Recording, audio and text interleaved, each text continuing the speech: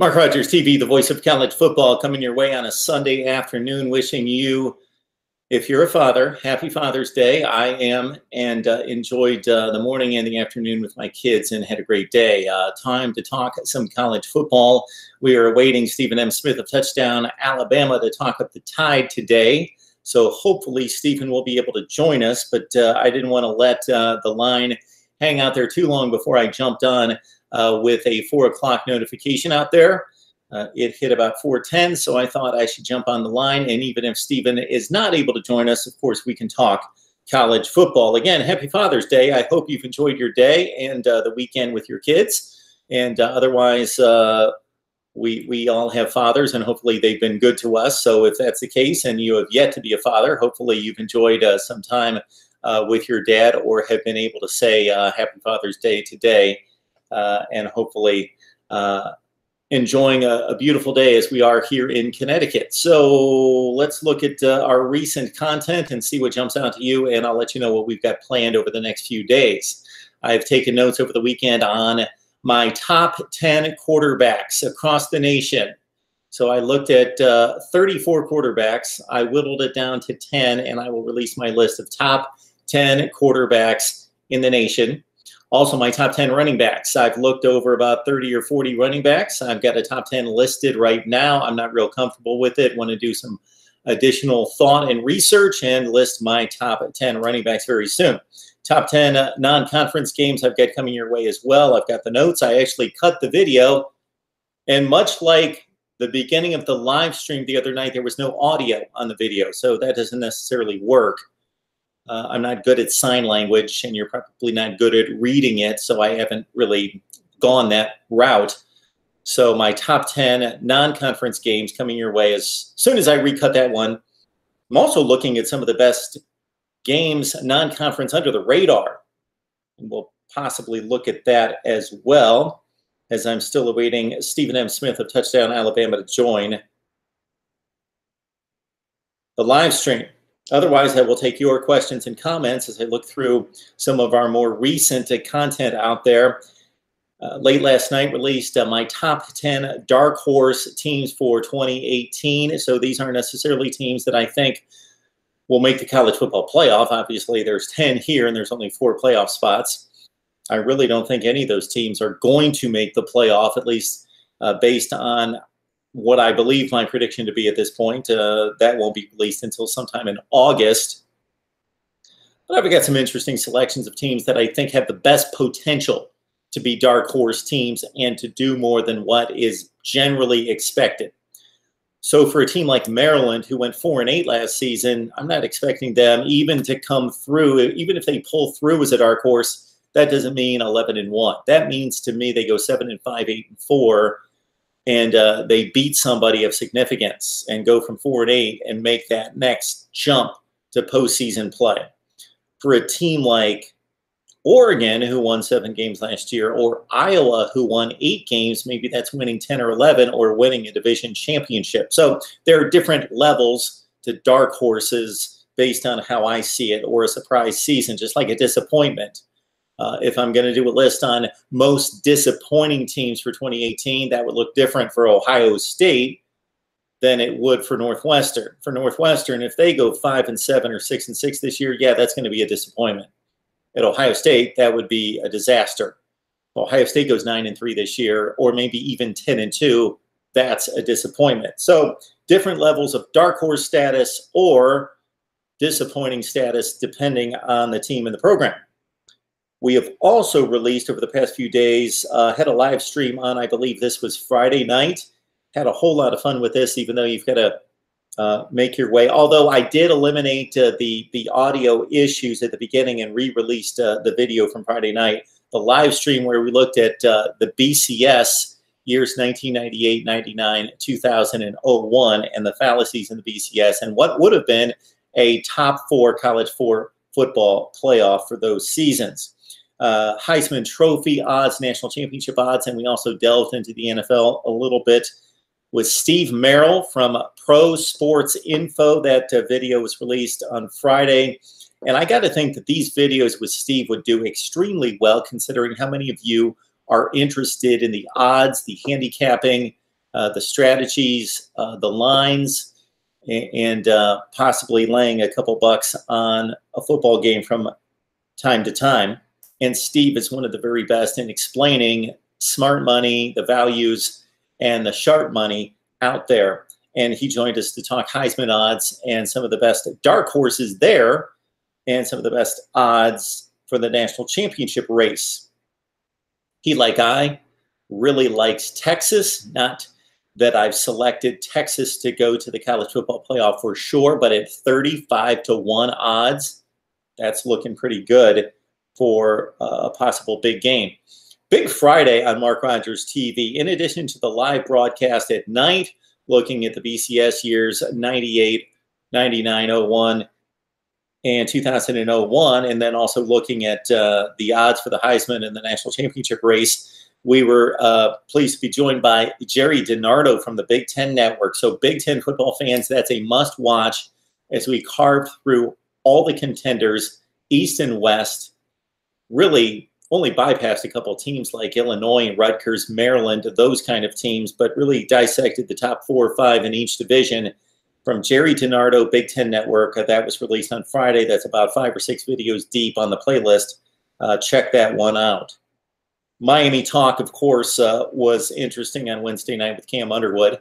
And then we had James Coleman jump in from Florida State to get things riled up just a bit with the Miami and Florida State talk.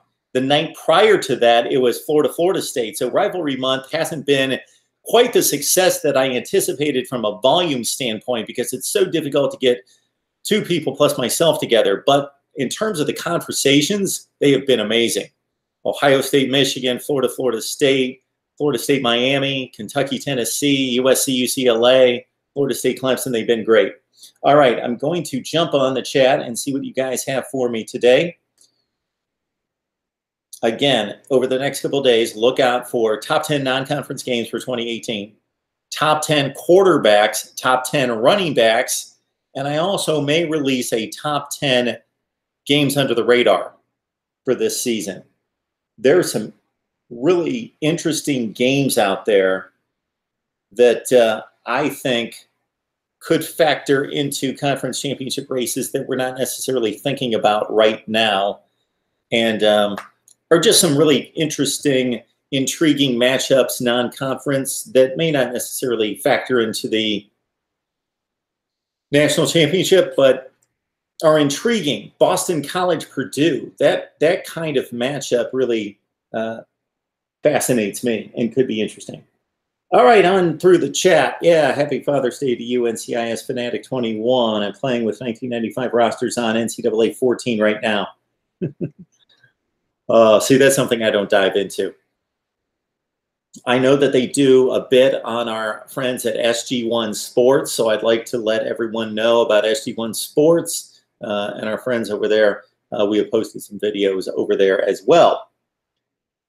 Not more Alabama trash. They don't even have a schedule. Cover them when they walk into the playoffs. Cupcake champs. Fill in.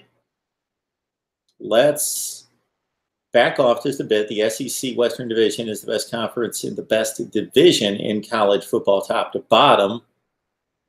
The Big Ten East would be tougher in the first 4 slots, but top to bottom, I still have to say that the SEC Western Division is extremely difficult in terms of quality and depth. And fill in, believe me, if you were with us around playoff selection time, I couldn't have said it more plainly that Alabama did not earn a playoff spot, and gave all the metrics and all the reasoning and all the logic. Alabama went out and won the national championship, so they took that opportunity, and I give them all the credit of doing that. And I did predict them to defeat Clemson, and I did pick them to beat Georgia in the national championship game. So it's not like I didn't think that they could do it. It's that they did not earn it. So I understand the cupcake scheduling. And Alabama, Louisville, that's a good game, a decent matchup for Alabama to schedule out of conference if they had another game. So if Alabama was Florida and they were scheduling Louisville, my hat's off to you, because Florida has to take on Florida State. So if they also take on Louisville, good matchup. Excellent. But for Alabama, 2 consecutive years to have their marquee games be Louisville and Duke, that's weak. So I agree with you there, fill in. But they can't do anything about the SEC, and they can't do anything about this particular year. They're facing Tennessee and Kentucky in the other division. So no Georgia, no South Carolina, and maybe even Florida comes back and is a decent team this year. No Florida on Alabama's schedule. It's Tennessee and Kentucky. They can't do anything about that. Last year, it was Tennessee and Vandy, the 2 worst teams in the division. So Alabama, with as bad as Tennessee has been, except for those couple of years under Butch Jones a few years ago, as bad as Tennessee has been over the last 10 years, Alabama can't control that, and they always play Tennessee. So they get a light touch out of the SEC Eastern Division. All right. Big Papi JT taking a shot at LSU. Should have done 2002 on Friday night. Yeah, we'll have to get to that. And NCIS Fanatic 21, what I would like to do with the past seasons in college football, and this is not necessarily the best time to do that because I'm focusing on 2018 and top 10 lists and schedule rankings and team rankings. The time to do that would be right after spring football, right at the end of April. I should have really focused on some of those historical lists, all-time best programs, looking at the BCS or looking at the playoff situation or college football year to year, going back through history. I love to do that kind of stuff, but now's the time to crunch toward media days. We're only about a month away from SEC football media days. Believe that. So, yeah, I just kind of rambled and ranted the other night on Friday night looking at 1998 through 2001. I would like to take each year, produce a separate video, and really dissect what happened and what should have happened and where the BCS screwed up and where the College Football Playoff Committee screwed up. Although I have said from day one that they've got the impossible job and they've done a reasonably good job selecting these teams. It's made almost total sense. Almost. They've screwed up a couple times, and they've been presented with a few years that were extremely difficult. Last year, extremely difficult to not screw someone over completely, and 2014 was impossible. You had all those teams with 1 loss, and you only had Florida State with no losses. They'll lose to LSU and still go to the playoffs. Disgusting. That's if they beat Auburn, and Auburn doesn't screw up elsewhere. Donovan chiming in for LSU. I think the Big Ten East is the best division. Bama does not really need a tough out of conference because the SEC is so good. Okay, Big Papi JT. Let's think about this. Regardless of how good we think any particular conference is, we can only rate and rank the conferences based on the competition between the conferences. Because you know what? Regardless of how good or how not so good or how horrible the conference is, go to the conference standings and add up the records. Add up the records in every conference. And you know what you'll get. Same number of wins, same number of losses. Once they start conference play, maybe a football scout, maybe a coach, a longstanding coach, if he watches every game, can tell me and differentiate the conferences. But once they start playing each other, they play in a silo. They all go 500. You have to take the results of the non-conference games. And the reason we need to do this is because we're leaving a conference out of the playoff. If we weren't leaving a conference out of the playoff, then it wouldn't much matter if they played really good non-conference games. But we're leaving a conference out, at least one conference. Last year, we left 2 conferences out. And if Notre Dame ever gets involved, we're going to leave at least 2 conferences, maybe 3 conferences out. We left a conference champion out 2 years ago. Well, we did, obviously, every year, but we left an extra conference champion out this past season, And we left one out in 2016. This is why we need quality non-conference games, and this is why they mean something. Because if Alabama loses a game and still goes on to win the SEC, and they're competing against a lot of one-loss teams for a playoff spot, how do we know that the SEC is really that good unless the SEC plays quality non-conference competition? And that goes for everyone. I'm not just picking on the SEC. All right, what do you guys have here? Not really. It's not their fault FSU was trashed this year. So, yeah, the Florida State Bama game, not Bama's fault. And it's often argued that you can't fault Team A because they didn't know Team B was going to be down because they scheduled the series 10 years ago. I totally understand that. That's why we need to put the scheduling in the hands of a committee. I'll take it on because I would schedule 9 conference games, 3 non-conference games, and give 1 to the school to schedule an FCS or a group of 5, and then the other 2 games would be scheduled by the committee, which would determine an even playing field. And we can schedule it. Why do schedules need to be contracted 5 or 10 years in advance? Who else does that? Is the NBA looking at their schedule for 10 years from now, or the NFL or anybody else? No. And their scheduling is more complicated than college football scheduling. It can be done in the off season. Wouldn't it be great if on May 1st every year, that would be the release of the college football schedule? Every May 1st, college football fans would be waiting, knowing that, okay, I'm a Georgia fan, and I know we're going to play the SEC East, and I know we're going to play Auburn and Mississippi State out of the West, but I have no idea who we're going to play. Other than Georgia Tech, I would protect that game. Other than that, I don't know who we're going to play this year. And you talk about a anticipated day for college football fans, the schedule release, May 1st. No reason not to do that. These games don't have to be scheduled 10 years in advance. And then schools, and not necessarily the schools, but the fans of the schools make excuses because we didn't know Texas was going to be down, or we didn't know Oregon was going to be down.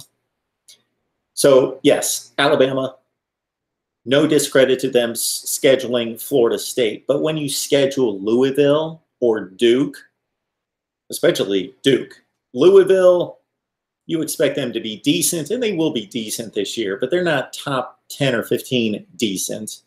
And Louisville's a bit of a wild card. If you're scheduling Oklahoma or USC or Ohio State or somebody like that, you have a pretty good idea that they're going to be really good. Yes, you could catch them in a down year or a down cycle. It's possible. It has happened, but it's a lot less likely. All right. Well-rested teams do good in the playoffs. Not many injuries. Fill in, of course, taking another shot at Bama with their rest.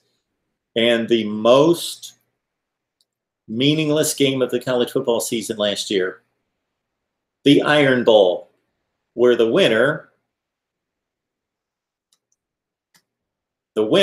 was penalized by having to play maybe the best team in the country in the SEC championship game in a rematch. And how many times do teams lose rematches in conference championship games? We talked about this with our guy from the LGG about a year ago. Most of the time, the team loses the rematch, like 60% of the time. So Auburn was penalized for winning the Iron Bowl, and Bama was gifted a week off and not having to risk its one-loss season in the SEC championship game. Most meaningless game of the season last year, the Iron Bowl. All right, Bama's schedule would be a joke in every conference except 1 or 2 games. Nothing's going to protect you against Florida in an SEC championship game, or defensive line is going to crush them. Gators 42, Bama 14. I love your idea, Mark. It would be like the NFL schedule release that happens every year in April. Exactly. I think I need to cut that video, too. Kansas State will slump without Bill Snyder. It's funny that you bring up that Navy Thomas 8. I was going through SB Nation. That's the name of the site, SB Nation, and their metrics guy, Bill Conley. I was trying to think of his name. Bill Conley releases an in-depth, very analytical preview of each team. And I looked at Kansas and Kansas State last night, and the Kansas State metrics versus what the eventual record was last year was astounding. Based on their offensive and defensive metrics, the advanced numbers, they should have finished 70th in the country. They should have been a 5-17, but they won 8 games. They beat UCLA in a bowl game, and they finished strong. And it was another remarkable job by Bill Snyder. And there were a lot of metrics given by Bill Conley to why Bill Snyder is so effective, giving back up to the perception, which is reality, that Bill Snyder is just a hell of a coach. All right. LSU is going to take out my attitude on you, and there's nothing you can do about it either. So we got some LSU, Florida, back and forth. Big Ten championship game was also pretty meaningless in 17. Yeah, as it turned out, it was, although we know that if Wisconsin would have won, they would have kept Alabama out of the playoff. I actually know Ohio State fans, I can think of one, who was rooting for Wisconsin to win that game, to shut out Alabama, knowing that Ohio State, or at least thinking that the Buckeyes were going to be shut out by the College Football Playoff Committee, and he was right. Don't make excuses for the Florida football team. I think Michigan was a practice game. Nobody cares. Miami thinks they have attitude, but they're just pretenders. The end of the Big 12 comes in 2023-24, so Navy Thomas will have to discuss that sometime. So you must be thinking about more contraction out of the Big 12. Miami has dominated Florida for the past 2 decades. Yeah, I believe they've won, 4 of 5, 5 of 6, something in that range. Florida won a few years ago. I think that was the last meeting between the two schools, and probably the most meaningful, or at least high-profile game between the two teams recently, somewhat recently. It's not been that recent, was in the 2000 Sugar Bowl, in which Miami won 37-20. And really one of the games that in a sense, launched the Miami dynasty in 1993. In 1983 was a season-opening loss against Florida, 28-3. Howard Schnellenberger's team went down with, of course, Bernie Kosar at quarterback, a freshman at quarterback. Yes, a freshman at quarterback. And went down big in the opener against a really good Florida team, but then they rebounded to win 10 consecutive games, and, of course, the national championship over what was considered to be an unbeatable Nebraska team, 31-30. Why is Auburn the type of team that beats Bama but loses to teams like UCF or Washington? Lamar Stevens. Well, we've yet to see Lamar whether Auburn will lose to Washington. Auburn last year, of course, ended up losing 4 games, but to really good teams in Clemson, Georgia, Central Florida. They did lose to LSU. Oklahoma and one other to the Big Ten, maybe Kansas for basketball. I don't know that the Big Ten, Navy Thomas, is going to be making any basketball-related decisions just to boost up the conference and take on that kind of dead weight in terms of football. They've done that with Maryland and Rutgers. And there's some hope that Maryland's going to be decent in the next few years, but basically the Big Ten sacrificed football quality for eyeballs. And the East Coast and what they call the Beltway with Baltimore, D.C., and New York.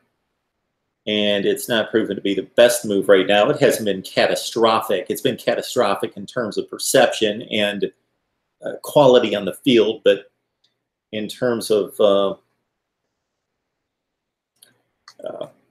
numbers, I believe that Rutgers and Maryland will not weigh down the Big Ten considerably in terms of, again, at the gate financially in terms of eyeballs. If they don't take Kansas, then maybe Oklahoma State package would make sense. There's no such thing as making excuses for Florida. All right. What else do we kick up here? In recent days, we had some Tennessee talk as well. We also, I hope you guys caught the video that we did the other day with Mike LaValle from Last Word on College Football on unbreakable records in college football. That was a whole lot of fun. Tony Sands with 58 carries for Kansas in 1991, speaking of Kansas football. David Klingler averaging 475 yards passing per game in 1990. And I don't remember what the other one had to do with Houston scoring, I believe. And of course, we talked Miami football and recruiting and defensive front seven with Cam Underwood the other day, and need to get Cam back on. And I really would like to go through all the positional units in college football, and that's going to be difficult. We've made some headway here and there with Ohio State and Penn State and Michigan and some others, but not so much elsewhere. We have Stephen M. Smith of Touchdown Alabama attempting to join us. Hopefully we can hear him. Stephen, are you with us? Can you hear me? There he is. Stephen, how are you doing today? Cool. Doing well. Excellent. Good to see you. As always, man. As always. So we rocking the white shirt today. Why not? Actually, when you typically get the dress shirt out of me, it's for a few different reasons. Either I just came from work, I'm going to work, or I've got like a sweaty, smelly t-shirt on, and I just toss it to the side and grab a dress shirt out of the closet. That's what that was. I was outside playing catch with my son, and then I threw on the white shirt. Nothing wrong with that, man. So, Stephen, I don't know if you saw this. I was just scanning online last night looking for some college football nuggets, and it was released. I don't have my notes in front of me, but it was released that 24/7 Sports had an article concerning Tua Tagovailoa's hand size. Did you see this? I didn't see that. However, what I saw from 247 Sports was Tagovailoa's brother, Talia Tagovailoa, visiting the Tennessee Volunteers this week. He is taking his official visit to Rocky Top to look at the facilities being ran by Jeremy Pruitt, who's the head coach of the Volunteers, as Pruitt and his staff trying to flip Tagovailoa from Alabama to the Volunteers. Now, of course, you have a lot of Alabama fans believing that with Tua already in pocket at Alabama, that Talia, there's no worry, there's no fear that he will follow his brother from Hawaii to the Crimson Tide. But Talia is taking his official visit, or is on his official visit this weekend to the Volunteers, to Rocky Top with Jeremy Pruitt. Pruitt, who has already convinced Brandon Kennedy, who decided that he's done with Alabama as a graduate transfer. Pruitt flipping Kennedy from Alabama to Tennessee, the offensive lineman. So Pruitt trying to flip Tagovailoa, the younger Tagovailoa, from Alabama commitment-wise to the Volunteers, as he is on his official visit. So it's not a done deal that he's going to settle on the Tide. Well, right now he's committed to Alabama, but unlike Tua, Talia has not completely shut down his recruitment. He is still taking visits. Unlike Tua, where when Tua committed to Alabama, he shut everything down and said, look, I'm not taking any more visits. I'm not checking any more phone calls, any more emails. I'm going to Alabama. I'm going to Nick Saban, and that's the end of it. Talia is still open to visits. He's still open to different options. And right now, one of the options he was open to was taking that official visit to Tennessee. So he is taking that visit to the Volunteers this week. Will he choose to flip that commitment from Alabama to Tennessee remains to be seen, but he is on that visit. All right, good info there on the Tagovailoa recruitment visiting Tennessee and committed to the Tide, of course. So back to this deal, Stephen, and I don't know if you'll have any comment on this. When I initially saw it, I thought it was a bit of clickbait, but then it seemed to be somewhat legitimate now that I see that Kirk Herbstreit has responded favorably. So it's a 247 article by Chris Hummer. He mentions Tua, of course, burst onto the scene, throws the game-winning touchdown pass, lists his height and weight, and then makes NFL comparisons. Of course, they started rolling through once he wins the national championship game, and all sorts of people are comparing him to NFL quarterbacks. Well, down here it then says, I don't know where this these kind of measurement. Oh, okay. This measurement was taken at the 2016 Army All-American game. And Tua's mitts checked in at 10.13 inches, which means absolutely nothing to me until you compare it to other quarterbacks, some of his contemporaries. So, for example, Jake Fromm, in the same class, much smaller hands at 8.75 inches. Sam Darnold's not the largest, but guys like Drew Brees, Russell Wilson, Brett Favre, other great all-time quarterbacks have evidently large hands. So Kirk Herbstreit responds, I feel like the size of a quarterback's hands is more significant than his actual arm strength. Interesting info on Tua. Makes sense watching him throw with such amazing accuracy. Thanks for the info. So apparently many great quarterbacks have large hands, which makes total sense. You can grip the football, and you know, it's just like you or I, Stephen, if we went outside and we took an actual regulation size football, and we'd be able to throw the football to whatever degree. But if we then got our hands on a smaller size football, you're able just to, you know, spin it much easier. Maybe not more accurately, but it's easier with a flick of a wrist. So Tua's hand size are somewhat legendary, I guess. Well, right now, the biggest thing is always, can he handle the football? Can he throw the football with accuracy? Can he grip the football? We see a lot of times where hand size becomes more of a bigger deal in the National Football League versus college football, especially when you have guys like Daniel Jeremiah, Bucky Brooks, Mike Mayock, and NFL scouts that have a microscope on this thing, especially for a lot of these kids that go to the AFC North, where you're in the cold weather playing for the Cincinnati Bengals or the Baltimore Ravens, Pittsburgh Steelers, where you have to have those big hands to hold the football due to all the crazy weather conditions that go on up there. Or the NFC North, when you look at the Detroit Lions, the Green Bay Packers, the Minnesota Vikings, that type of deal, or even the AFC East, where you have the Buffalo Bills, the New England Patriots. So for a lot of these NFL media analysts, they look at hand size more so for the guys that are being drafted in colder climate areas due to the consistent weather change. How will you throw in the rain when you have a slick ball?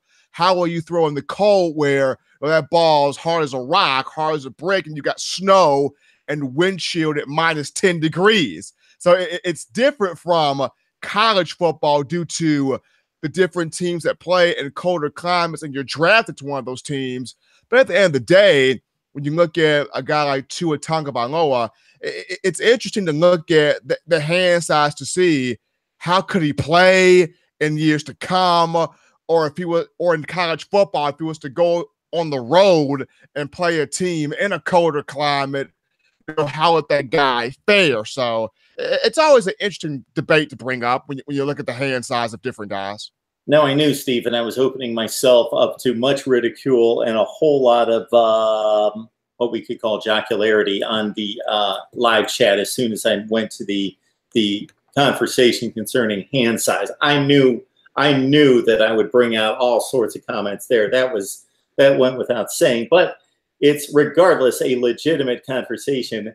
that I came across online regarding to his hand size. We got Stephen M. Smith of Touchdown Alabama on the line. You can also catch his show The Way It Is, Fox at 97.9, Monday through Friday, 2 to 4 Central Time.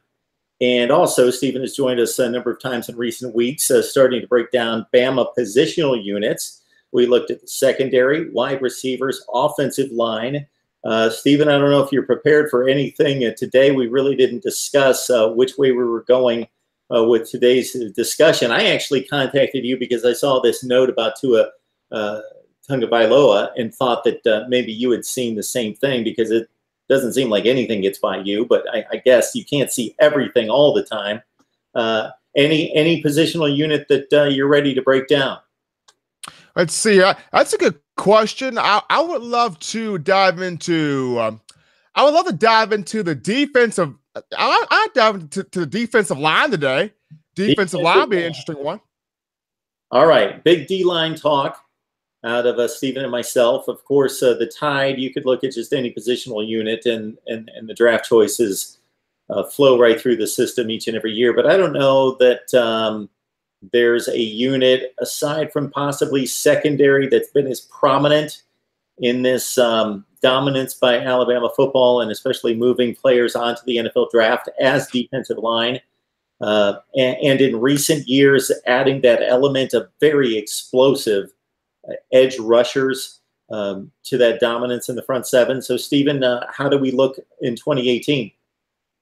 Well, right now, first and foremost, Alabama needing to have that guy to replace Daron Payne at defensive tackle, nose guard, somebody that played 3 years as a starter from 2015 to 2017.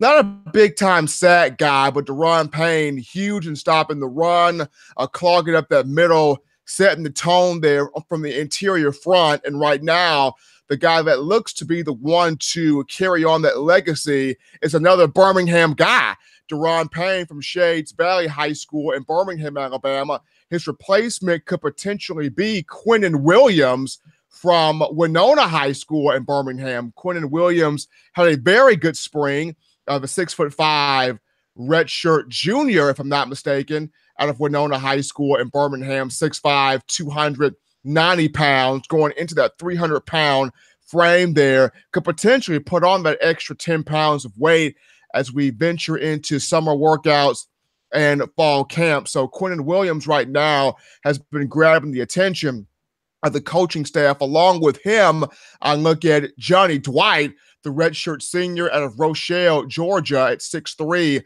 301 pounds. He's already got some experience at that defensive tackle spot. Johnny Dwight, who started his career as a defensive tackle, was switched to some offensive duties to play tight end, but is now back on that defensive front. So therein lies Johnny Dwight.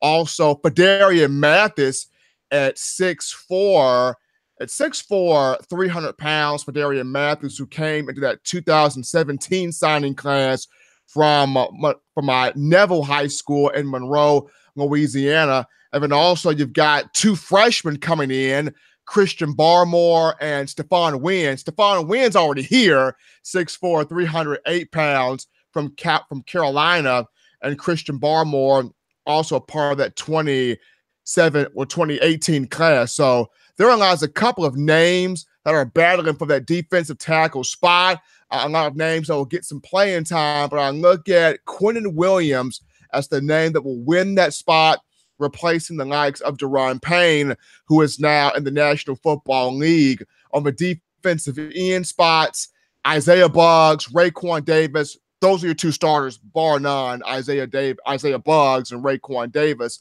Behind those two, I like what LeBron Ray brings to the table. I like what Jerez Parks, who took a gray shirt for the 2018 class, but I like what he potentially brings. And then on top of that, you have your outside linebackers that will also be serving on that defensive line front in Anthony Jennings, Christian Miller, Terrell Lewis, Christopher Allen, those guys that played last year. Also, Jamie Mosley, throwing him into the mix. You can't forget how Nick Saban loves having his outside rush jack linebackers come down, put a hand in the ground and play that defensive end position a lot like what he did with Tim Williams and Ryan Anderson in years past. So defensive line, very tenacious group, very deep group, being ran by defensive line coach Craig Kulagowski, who's coming over from the Missouri Tigers. In the last 2 years, Kulagowski coached with the Miami Hurricanes. So aside from defensive tackle, getting that guy to replace the dominance that Daron Payne brought, Quentin Williams, I see as the guy anchoring that spot. And along with him, a lot of veteran experience returning to the staff next season. Stephen M. Smith of Touchdown Alabama joining us to talk Tide on a Sunday live stream. We have knocked out the defensive backs, the wide receivers, and the offensive line. And Stephen giving us a rundown of the defensive front for the Tide with Daron Payne, most notably moving on to the NFL draft. Quentin Williams only got in on 20 tackles, but very disruptive. 6.5 tackles for loss, 2 sacks for Quentin Williams in 2017. Stephen, I see a few different notes on the chat that we may want to draw some attention to. These more projected toward the NFL, and you had talked about, well, we had mentioned that in the past few weeks we'd covered defensive backs. Minkah Fitzpatrick, not getting a lot of love from our guy Lamar Stevens, who says that he's never going to make a Pro Bowl. What are your thoughts about Minkah's prospectus at the next level? Well, right now, head coach Adam Gase is in love with him. I mean, if you look at the Miami Dolphins online sites, I mean, every time you look on the internet, Adam Gase is saying something positive about Minkah. Now, the main thing is, where will they play him? Will they play him at corner? Will they play him at safety? Will they play him at nickel? That all remains to be seen. That's kind of maybe the one downside to Minkah is during his time at Alabama, he never really just grew in one particular spot. When he came out of high school, Old Bridge, New Jersey in 2015 from St. Peter's Prep School to Alabama, he played outside island corner.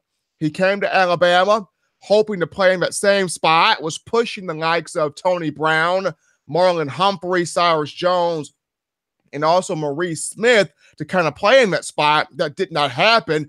His freshman year played in that nickel slot cornerback role, that nickel star role. And from there, he moved to safety due to Eddie Jackson getting hurt and wanting to take on that role a little bit, but never was a true outside island corner. So that brings up the thought of Minkah being that tweener. Where would he play? Would he play at corner? Would he play at star? Will he play at safety at the next level in the National Football League? And that's the question that Adam Gase and the Miami Dolphins face. Now, right now, they are looking to play him more so at safety. Can he fit that spot? I think he can fit that spot. I mean, when you look at what he's done, rookie minicamp, organized team activities, and thus far in mandatory minicamp, he has really impressed the entire coaching staff. So Adam Gase loves him. Can he continue to do his thing will be the question. But if you go in that locker room to the Miami Dolphins, not making the Pro Bowl doesn't seem to be the case in South Beach. They see this guy being a perennial All-American type of player, or all NFL type of player, all pro type of player. So obviously when you win 5 national championships in 9 years, you have got some haters out there, and we always have some Bama haters here on the chat, but we invite all college football fans, regardless. I mean, come on in. Come on in. That's it.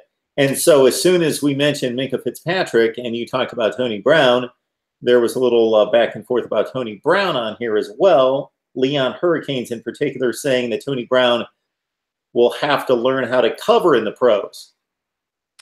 We'll have to learn how to cover, but I think the biggest thing with Tony is not letting his emotions get the best of him. That has always been his biggest problem at Alabama. It's never been a talent thing with Tony, an athleticism thing with Tony. I mean, you can see the fact that he is an athletic specimen, a gorilla in the weight room throughout his time at Alabama, always in the weight room, always in the gym, always working out. But the biggest thing with Brown not just the covering skills in a man-to-man press coverage, but not letting his emotions at the next level get the best of him. We saw it at Alabama when he's been too emotional.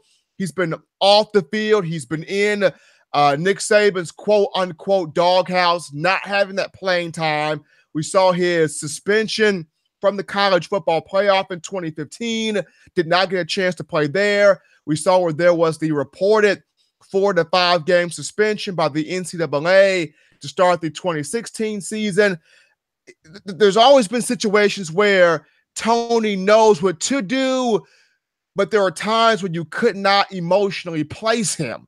If he could keep his passion in line, if he can channel his passion to being on the field, to being a quality teammate and an on-field star, I think Tony Brown could be one of the biggest steals in undrafted that happened for this year. His biggest enemy is himself and making sure that emotionally he's in line. Stephen M. Smith of Touchdown Alabama joining us to talk Tide here. As much as we can flag him down, because it's always informative, insightful, and entertaining with Stephen. And you can catch him on a show the way it is, Fox 97.9, Monday through Friday, 2 to 4 Central Time. Download the app if you're not in the area. And also go to Touchdown Alabama here on YouTube, because they post excellent videos on Bama breakdowns during the offseason, getting us set for 2018. As soon as I started the live chat, just thought I would strike up the live stream before you jumped on, Stephen. The Bama hatred started with the schedule. So I'm going to take you through the schedule, and you give me your thoughts. But I certainly addressed some of the comments coming in about Alabama's schedule. So my thoughts are that when you're scheduling these teams 8 and 10 years prior to the actual meeting on the field, you don't know how good they're going to be, obviously. Now, you have a better idea of how good Oklahoma or USC or Michigan or Ohio State or Clemson's going to be than you do TCU or Oregon or somebody who's on that second or third tier, like a Louisville this year for Alabama, which I believe that the Cardinals, despite the loss of Lamar Jackson, and that seems to be the focus, and it should be, rightfully so. He was one of the most dynamic players in college football, if not one of the best quarterbacks. And the focus is on, well, he's gone, Alabama's going to have a cakewalk over Louisville. And that might very well be the case. It's still a decent opponent, a typically top 15 to 20 opponent to schedule. Now, we'll see how good the Cardinals are this year. But a lot of ire toward Alabama's schedule. I did defend the Florida State game, obviously, last year. The Seminoles lost DeAndre Francois and fell apart, but Alabama faced them at their best. Whatever that was, we'll never know how good they would have been. But the Duke scheduling next year, I have an issue with that. Alabama can't control who they play in the other division. That's rotational. People take shots at the Kentucky and Tennessee this year, and Tennessee and Vandy last year, but you can't control the division opponents. So, Stephen, your thoughts about the 2018 schedule, and if you need me to read it through, I certainly will. I thought that it could have used It could use some work. I mean, when I look at the schedule, I like the fact that Alabama's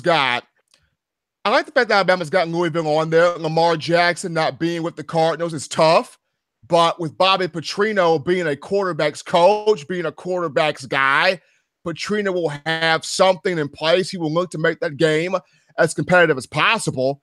And then you have Louisiana Lafayette, which, you know, that's Louisiana Lafayette. I mean, I would have loved to have seen UCF scheduled there. You've got the Citadel on the schedule, which is basically a military school in Carolina. Did not want to see the Citadel there, but that's who Alabama drew out of the hat there. Arkansas State. I mean, the last time we saw Arkansas State in somewhat relevancy was when Gus Malzahn went to coach Arkansas State for a year following Auburn not giving him the job after what he was able to do from the recruiting standpoint of bringing in Cam Newton and things of that nature. And when you dive into the SEC, you have to play Missouri, and Drew Lock, good quarterback. Drew Lock, very experienced quarterback. He's coming off a near 4,000-yard passing season. You got Demarie Crockett in the backfield. Yes, you lost Jamon Moore at wide receiver to the National Football League. The biggest deal with Missouri is, does Barry Odom have a defense to put with the offense? That's the biggest concern.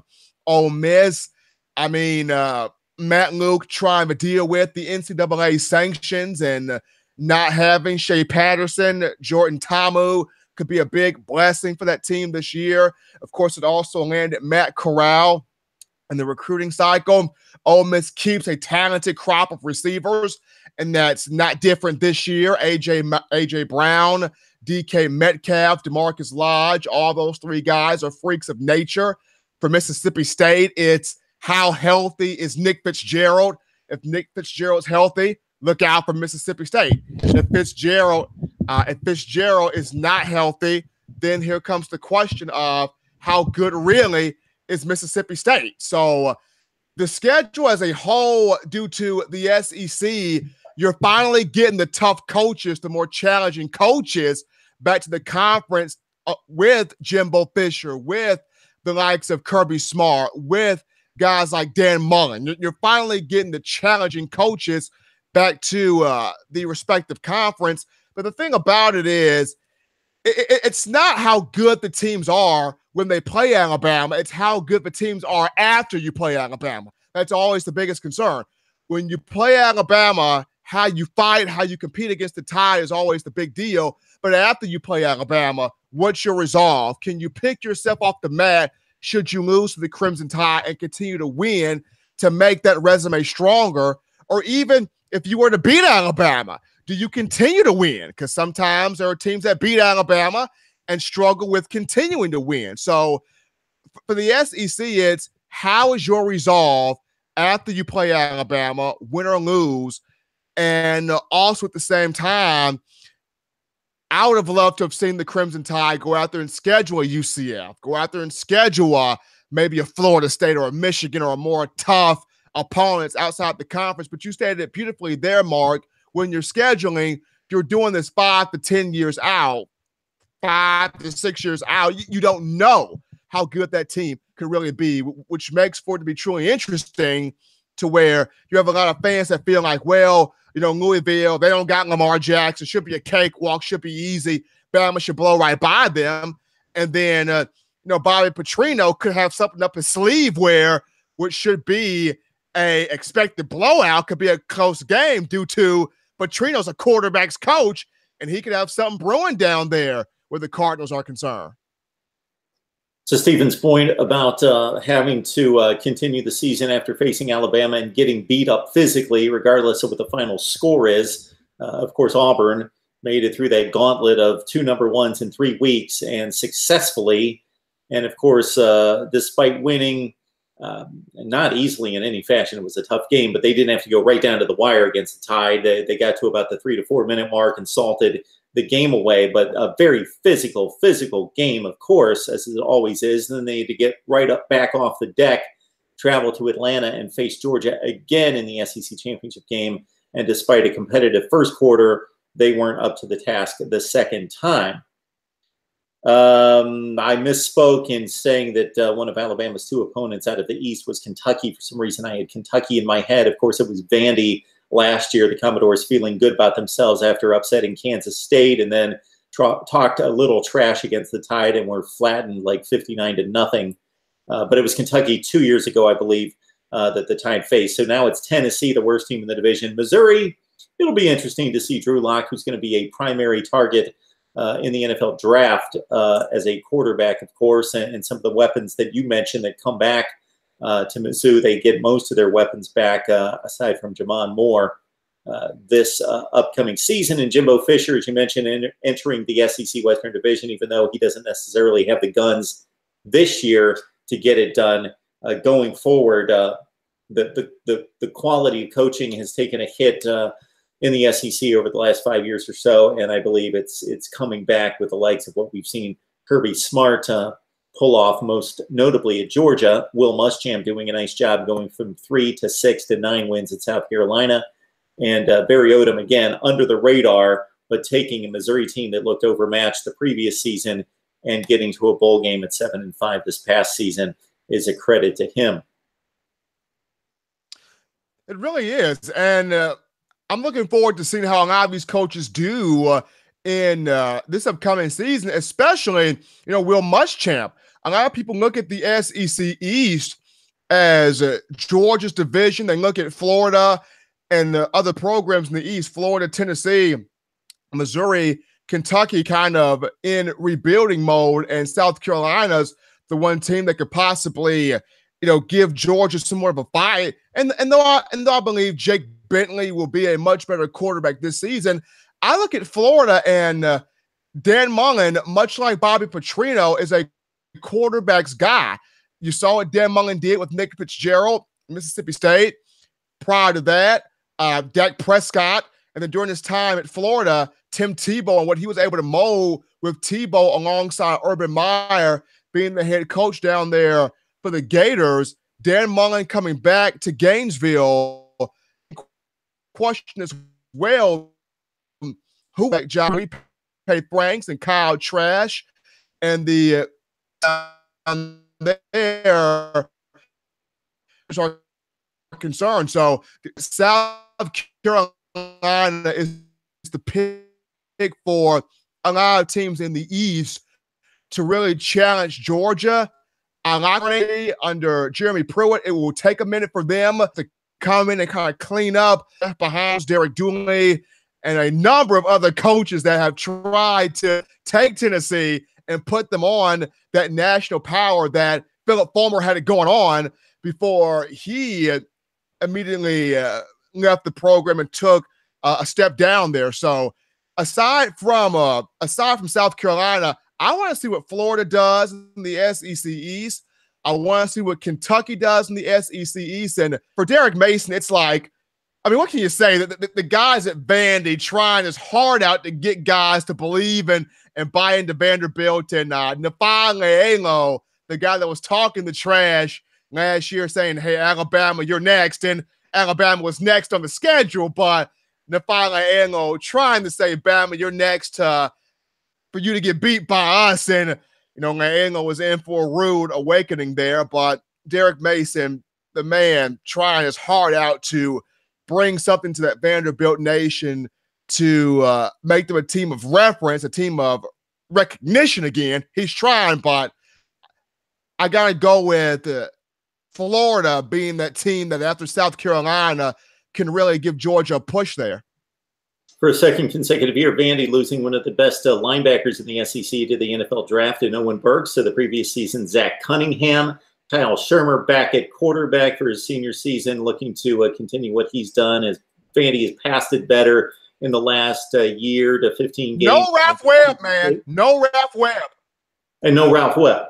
Yes, I was going to mention that. A 4 battle back situation there going into August, as I was looking at that just last night, and Kari Blasingame at Vandy would be the one guy with experience, but the rest of the guys, they do have a 4-star coming into the fray, and the other guys have been on the roster, but 4 backs battling for the job. And of course, you would expect there to be some running back by committee. Ralph Webb, one of the best running backs statistically in the history of the SEC, probably not in regards to talent, but have to certainly give that guy just tons of credit behind a Vandy offensive line that wasn't up to the caliber of some of his contemporaries in the top 10 all-time in SEC lore, and to be able to produce the kind of numbers that he did without a passing attack to back him up or give him any kind of relief is truly impressive by Ralph Webb.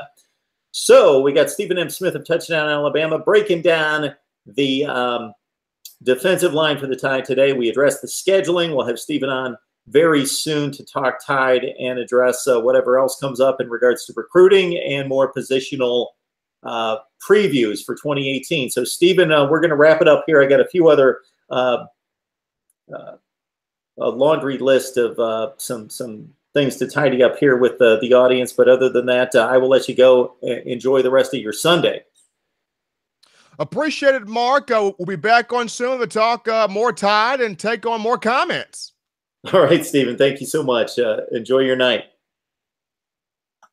Again, Stephen M. Smith of Touchdown Alabama. You can join him on his show, The Way It Is, Fox at 97.9. I'd like to remind everyone out there that we'll be back on the live stream tomorrow. Right now, as it stands, we've got TCU scheduled for 1 Eastern time and Arizona State at 7 Eastern time. I also have contacted a number of ESPN 300 top recruits and have some interviews scheduled with them tomorrow afternoon. That's always hit or miss. You can understand the 17 and 18-year-old schedules and their at times ability to maintain a schedule and maintain track of appointments sometimes isn't the best. So I'm not going to promise that those are going to come through. But as it stands right now, I've got 3 interviews lined up with ESPN 300 recruits, some of the top high school football recruits in the nation. And again, TCU at 1 o'clock Eastern time and Arizona State scheduled for 7 o'clock Eastern time tomorrow on Mark Rogers TV. Getting set to cut my top 10 quarterbacks for 2018, my top 10 running backs, top 10 non-conference games, and so much more than that. Appreciate you guys jumping on the line and joining the chat. Uncle Lou and I did not connect today because of Father's Day, but we will be in touch soon and hopefully have Uncle Lou on to talk Georgia football and beyond very soon. Appreciate the support as always. Remember that if you want swag, then you subscribe to Alonzo1219, Alonzo1219 if you haven't already, and if you're a subscriber to him, and then you bring more subscribers to me than anyone else between now and July 15th, then you win the swag that I will feature here very soon. I need to cut a video and basically show you what the swag looks like, but it's you can go with, if you're a Miami fan, you can go with the Canes chain, the turnover chain, hats, T-shirts, but it doesn't have to be Miami. It can be whatever your college football preference or even sports, as I understand it, Major League Baseball, NBA, NFL, whatever. So we would appreciate that as we try to continue to build the community here at Mark Rogers TV, the voice of college football. You guys have a great Sunday. We will see you next time.